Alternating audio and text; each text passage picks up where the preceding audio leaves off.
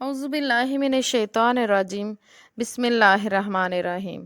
آج کا ٹاپک ہے خانہ کعبہ سب سے پہلے حضرت آدم علیہ السلام نے اللہ تعالیٰ کے حکم سے بنایا تھا۔ پھر حضرت ابراہیم علیہ السلام اور حضرت اسماعیل علیہ السلام نے باقاعدہ اس کی تعمیر کی اور اس سے تمام لوگوں کے لیے عام کیا۔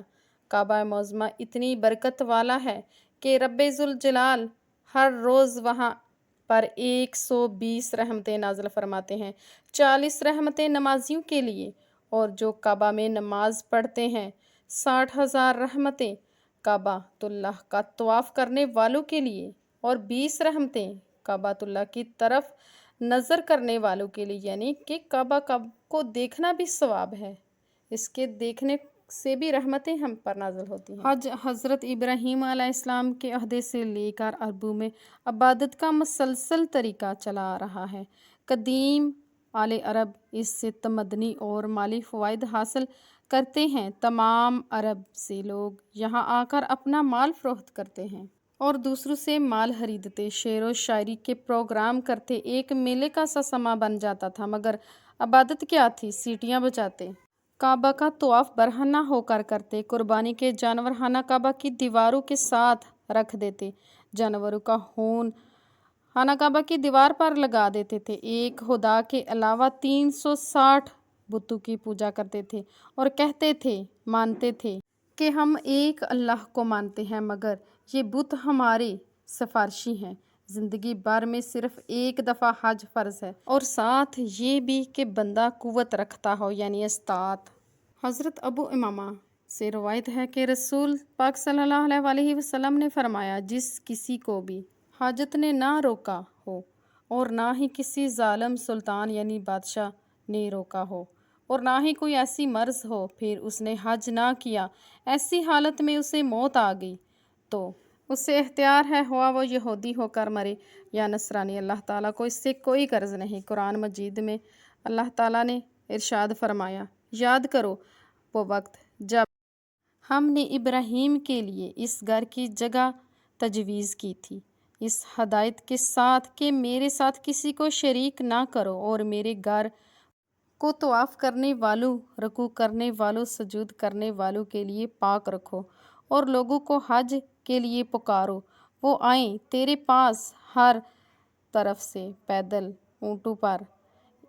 اس فرمان کی وجہ سے لاکھوں مسلمان آج تک حج کے لیے آتے ہیں۔ اور وہ وقت بھی یاد کرو جب ابراہیم اور اسماعیل اس گھر کی بنیادیں اٹھا رہے تھے اور دعا کر رہے تھے، اے ہمارے رب، ہم سے یہ عمل قبول فرما، کیونکہ تو خوب سننے والا، جاننے والا ہے۔ اے ہمارے رب، ہم دونوں کو اپنا فرما بردار بندہ بنا اور ہماری اولاد میں سے ایک فرما بردار امت پیدا کر، ہمیں ہماری عبادتوں کی حقیقت سے آگاہ کرے، جو تیری آیت ہمارے سامنے کھول کھول کر بتائے، ہماری توبہ قبول فرما، یقیناً تو بڑا توبہ قبول کرنے والا، رحم کرنے والا ہے۔ خانہ کعبہ کی تعمیر کرتے وقت حضرت ابراہیم علیہ السلام نے کون کون سی دعائیں مانگی؟ قرآن پاک کی آیت ہے، ترجمہ کنز العرفان، اور یاد کرو جب ہم نے ابراہیم کو اس گھر کا صحیح مقام بتا دیا، حکم دیا، میرے ساتھ کسی کو شریک نہ بناؤ، میرے گھر کو طواف کرنے والوں، قیام کرنے والوں، رکوع کرنے والوں، سجود کرنے والوں کے لیے صاف ستھرا رکھو۔ کعبہ معظمہ کی عمارت پہلے حضرت آدم علیہ السلام نے بنائی، اور جب نوح علیہ السلام کی قوم پر طوفان آیا تو اس وقت وہ آسمان پر اٹھا لی گئی۔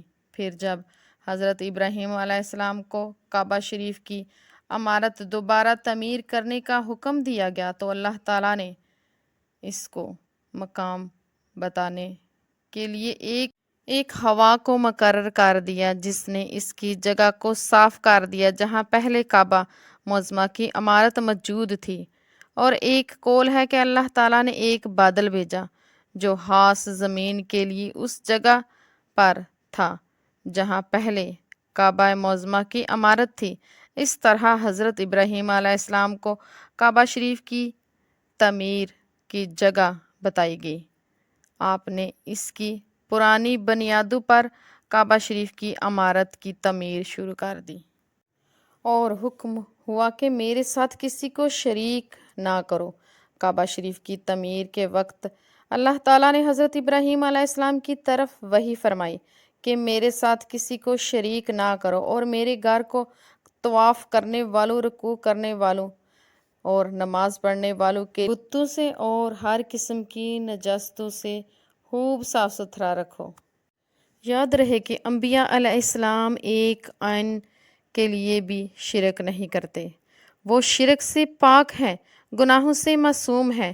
اس آیت میں حضرت ابراہیم علیہ السلام نے فرمایا میرے ساتھ کسی کو شریک نہ کرو، اس سے یہ مراد نہیں کہ معاذ اللہ شرک میں مبتلا تھے، اللہ تعالیٰ نے ان کو اس سے منع فرمایا، بلکہ اس سے مراد یہ ہے کہ اخلاق کے ساتھ اللہ تعالیٰ کی عبادت کرنا، یا اس سے مراد خانہ کعبہ کی تعمیر میں اللہ تعالیٰ کی رضا حاصل کرنے کے ساتھ کوئی دوسری غرض نہ ملانا۔ خانہ کعبہ کو حضرت ابراہیم علیہ السلام اور حضرت اسماعیل علیہ السلام نے اس لیے تعمیر فرمایا کہ یہ لوگوں کے لیے زیارت گاہ ہو اور جائے امن و سلامتی ہو، اہل ایمان کے لیے قبلہ اور جائے عبادت ہو۔ اسی لیے یہاں حکم دیا جاتا ہے کہ تم حضرت ابراہیم علیہ السلام کے طریقے کی پیروی کرو۔ حضرت ابراہیم علیہ السلام کا طریقہ نظریہ حیات توحیدی نظریہ حیات تھا، جس میں شرک کا کوئی بھی اشارہ نہ تھا۔ مقام ابراہیم وہ پتھر ہے جو بیت اللہ کی تعمیر کے وقت حضرت ابراہیم علیہ السلام نے اپنے قد سے اونچی دیوار قائم کرنے کے لیے استعمال کیا تھا، تاکہ وہ اس پر کھڑے ہو کر دیواریں تعمیر کرے۔ مقام ابراہیم خانہ کعبہ سے تقریباً 113 میٹر مشرق کی جانب قائم ہے۔ مقام ابراہیم کا ذکر قرآن حکیم کی سورۃ بقرہ کی آیت 125 میں بھی موجود ہے۔ 1967 سے پہلے اس مقام پر ایک کمرہ تھا، مگر اب سونے کی جالی میں بند ہے۔ اس مقام کو مصلی کا درجہ حاصل ہے۔ امام کعبہ اس کی طرف سے خانہ کعبہ کی طرف رخ کر کے نماز پڑھتے ہیں۔ طواف کے بعد یہاں 2 رکعت نفل پڑھنے کا حکم ہے۔ حضرت ابراہیم علیہ السلام کے پاؤں کے نشانات موجود ہیں۔ سناٹے کی آغوش میں بھی زندگی۔